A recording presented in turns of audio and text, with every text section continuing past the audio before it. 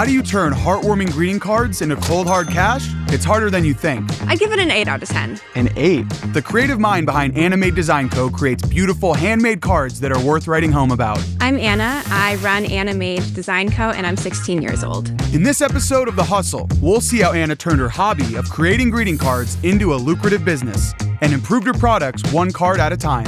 We'll also learn how marketing helped her reach new customers, while pricing helped her cover costs and turn a healthy profit. Anna's only 16, but she spent 4 years making cards and selling them online. With eye-catching designs, fun pop-ups, and recycled paper she makes herself, you might say she's pushing the envelope. But it all started with a weekend hobby inspired by her crafty grandma. She came in with these big bags full of stamps and ink and all of these different types of things, and she was just getting into making greeting cards for herself and for our family.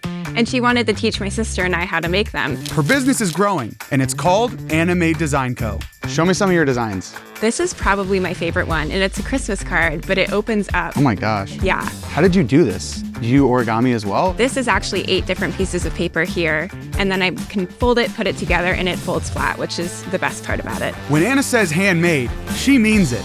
She picks the design and assembles each card herself.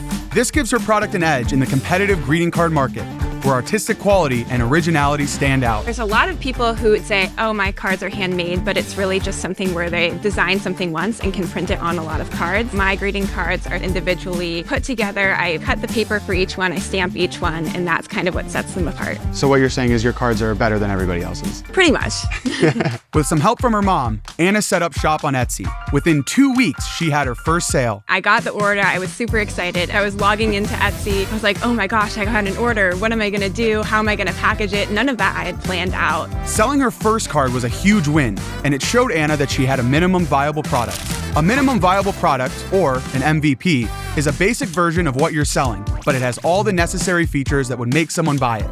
Turning your idea into an MVP isn't easy, but it's the first step in testing it on real customers. In the beginning, it was really just trying all of these different types of things, and I'm kind of glad that I saved them now that I can see these are the types of cards that worked, this didn't work, the color schemes, the pattern paper. Anna's card-making skills were top-notch, but learning what types of cards would actually sell was not as clear-cut as you may think. Like many young entrepreneurs, Anna used trial and error to make her minimum viable product better, even though that meant tossing some beautiful creations in the trash. This is the first one that just didn't quite work out. I tried to glue something on, and for some reason, it wouldn't stay on the card. Valentine's Day card. I don't know if there's necessarily anything wrong with it. I like this one. It's not too bad, it just didn't sell at all. And then this is probably my biggest fail. It was supposed to be a flower pot, kind of like the same pop-up card that I'd used for the Christmas one, but the flowers wouldn't stay. Paper didn't line up. That's probably the biggest mistake I made in the beginning was my cutting was not super precise. I like the idea. It's clearly very ambitious. The other thing is that would take 2 hours to make. What am I gonna sell it for, $40? Not quite. To make more cards that people would buy, Anna did research. She looked online and paid attention to what was selling. I'll either look on Etsy and be like, okay, what kinds of cards are selling well? Is it a card for a vet, like a thank you card? Or is it a birthday card for your mom? Or is it a Mother's Day card? So I'll kind of decide what is the idea, who is this card going to be for? And then I'll look at the supplies that I have and just kind of experiment. Usually it takes 2 or 3 tries to get a card that looks like this. With a good idea of trends, styles, and designs people liked, the next step was marketing. Marketing means identifying target customers and getting their attention. For Anna, that meant going online. She put her products front and center with social media, online ads, and a monthly newsletter. This helped her engage customers and even reach new ones. In the beginning, I didn't really have any marketing other than having my cards on Etsy. Now I use an email newsletter that I send out once a month talking about the recycled paper or what am I working on. And then I also use Pinterest to talk about my designs, show the videos of the behind the scenes, as well as Instagram. Marketing is hard work. For a short time, even Anna's family pitched in. Your mom used to be part of the marketing as well, isn't that right? Yeah, I would always ask her to take pictures of me, as well as my sister. And with my sister, it was some sort of trade, I will help you organize your closet. If you just spend 3 hours taking card pictures with me, it's not that hard. I just need you to get the exact right angle, and I need you to paint your nails and get everything so it looks good for the photo. I'd ask my mom to do that as well, and I was like, Mom, let me just use the tripod. This is not quite working out. So you fired your mom? Pretty much. With her marketing efforts finally paying off, Anna faced another challenge: pricing her product high enough to cover expenses and make her money. To price her greeting cards accurately, Anna looked at her marginal cost. That means the time, money, and materials it took her to make each greeting card. Making a profit means keeping tabs on your marginal costs and ensuring that your price covers it.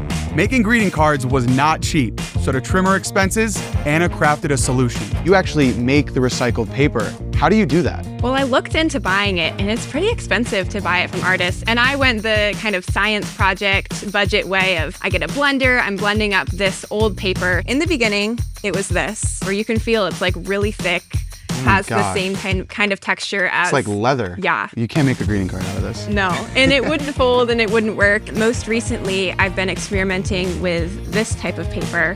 Really pretty, has that kind of speckled look. Now it's time for me to go hands-on and tap into my inner artist. The next step is to glue it onto the piece of paper. So just try to be pretty steady, getting a lot on the corners. The things they teach you in preschool about gluing and cutting kind of applies here as well. Taking it back to the basics. So just line it up here? Yes. Maybe down a little bit here. Yeah. Did I go too much? Okay. I think you put the perfect amount on and then... Guys, hear that? The perfect amount.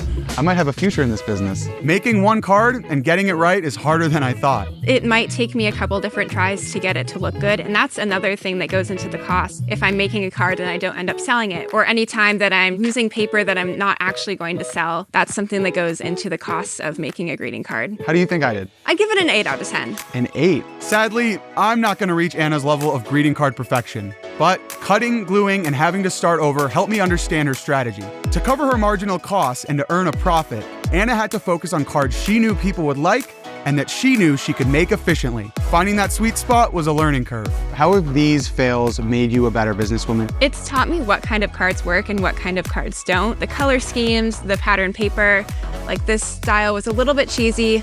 Now I'm looking for cards that are a bit more sophisticated, so just kind of seeing the evolution of it. By making cards quickly and selling them at a price that covered her time and materials, Anna earned enough profit to keep her business going. How do you reinvest into your company to make yourself more profitable? What does that look like?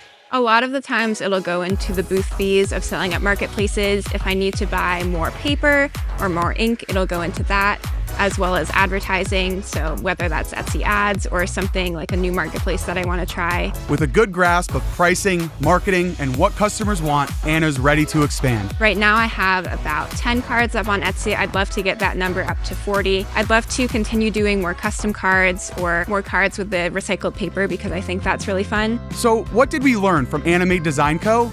Turning your minimum viable product into a bestseller takes serious strategy. It also takes marketing, and that could mean using tools like social media, a newsletter, and an e-commerce platform to sell your product and find new customers. Once it's selling, keep a close eye on your marginal costs to make sure your price covers all expenses and leaves you with a profit. If you make it as far as Anna, then give yourself a well-deserved thank you card. How can people find you? You can find me on Etsy at AnnaMade Design Co. You can search that in the search bar and it'll come up, as well as on Instagram at AnnaMade Design Co. Well, you guys, that's a wrap for this episode of The Hustle.